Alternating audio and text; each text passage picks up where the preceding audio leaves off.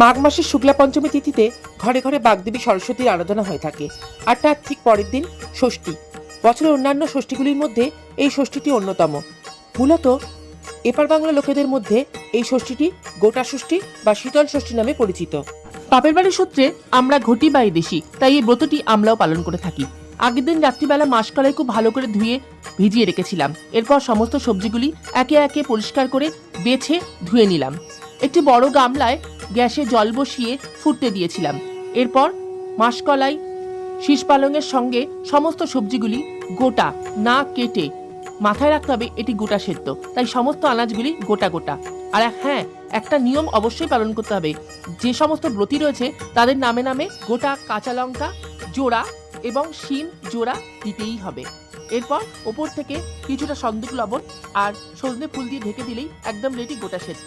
পঞ্চমী রাত্রেই শিল জাগাতে হয়। মা ষষ্ঠীর জ্ঞানেই শিলকে আমরা পুজো করে থাকি, কারণ শিল নোড়া মা ষষ্ঠীর প্রতীক হিসেবেই মানা হয়। স্বস্তিক এঁকে এরপর এতে একে একে 6টি সিঁদুরের ফোঁটা, হলুদের ফোঁটা এবং চন্দনের ফোঁটা দিয়ে হলুদ কাপড়ে মুড়ে দিতে হয় শিলকে। এরপর ফুলে, চন্দনে, ধূপে, প্রদীপে মায়ের আরাধনা শুরু হয়। উলুধ্বনি, শঙ্করধ্বনি। এরপর মাকে ভোগ দেওয়ার পালা। গোটা সেদ্ধ, পান্তা ভাত, দই, মিষ্টি সমস্ত দিয়ে অবশ্যই কুলের চাটনি সমেত মাকে ভোগ দিতে হয়। এরপর আমরা মায়ের নামে উলুধ্বনি দিয়ে শুরু করি মায়ের ব্রতকথা পড়া। এই ব্রতকথা মাহাত্ম্য সন্তান কামনা, সন্তানের শুভ কামনা। যুগে যুগে বারংবার সেই ঈশ্বর পাঠিনীর মতো আমাদেরও আকুতি তোমার কাছে মা।